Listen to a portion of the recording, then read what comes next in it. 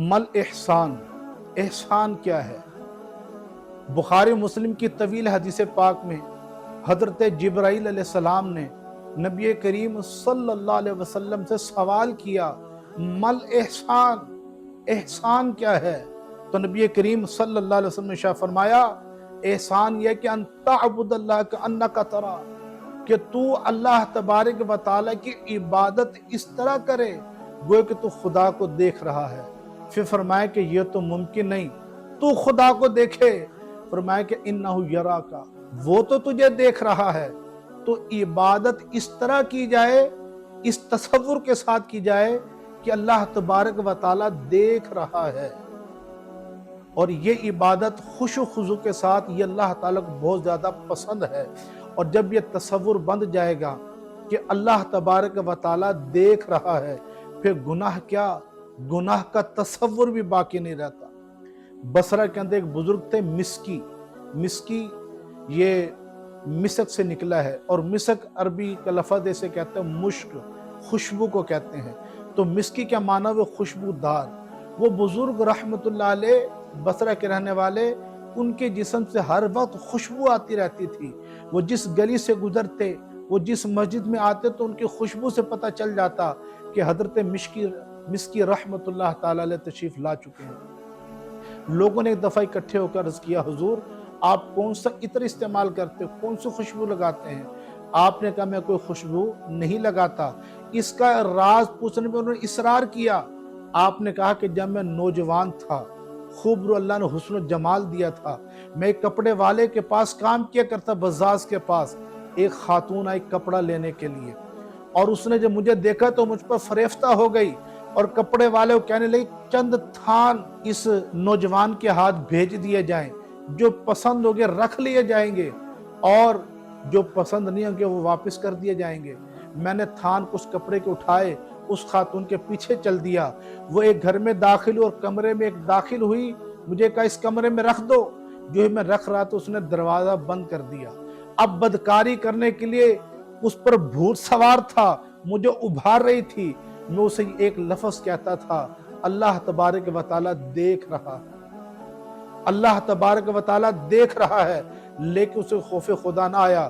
میرے ذہن میں پھر ایک تجویز آئی، میں نے کہا کہ مجھے ایک دفعہ مہلت دے، میں بیت الخلاء سے ہو کر آتا ہوں۔ وہ بیت الخلاء میں گیا اور ہمت باندھ کر وہاں کی نجاست اپنے چہرے، اپنے جسم پر مل لی۔ جو ہی بار آیا وہ پاگل پاگل کہہ کے دوڑنے لگی۔ میں نے بھی وہاں سے رائے فرار اختیار کی۔ ایک باغ میں آ کر میں نے طہارت کی، پاک ہوا۔ جب رات کو سویا تو ایک فرشتہ بزرگ کی شکل میں آیا، اور اس نے آ کے میرے چہرے پر، میرے جسم پر ہاتھ پھیرا، اور میں نے بزرگ سے پوچھا تم کون ہو؟ انہیں کہا میں جبرائیل علیہ السلام ہوں۔ جب میں بیدار ہوا میرے سارا جسم سے مشک کی خوشبو آ رہی تھی۔ اللہ اکبر۔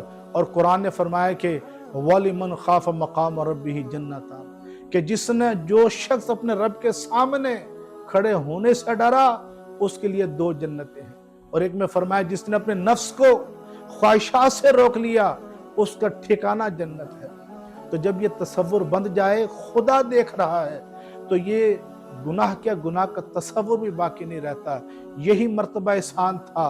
حضرت یوسف علیہ السلام جب زلیخا 7 کمروں میں لے گئی، اور 7 کمروں میں جا کر آپ کو لبھانا چاہا اور بدکاری کی طرف کو مائل کرنا چاہا، تو آپ نے بھی یہ فرمایا خدا دیکھ رہا ہے۔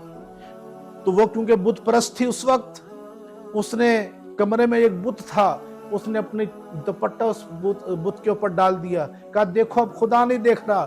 آپ نے فرمایا تمہارا خدا ہوگا جو پردہ ڈالنے سے نہ دیکھے، میرا خدا تو وہ اس سے کوئی چیز پوشیدہ ہی نہیں، وہ تمام حجابات کے بعد بھی دیکھ رہا ہوتا ہے۔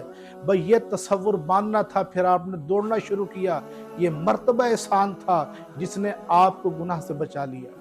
تو یہ مرتبہ احسان کہ خدا دیکھ رہا ہے، یہ اللہ تبارک و تعالی مرتبہ احسان روزے دار کو عطا فرماتا ہے۔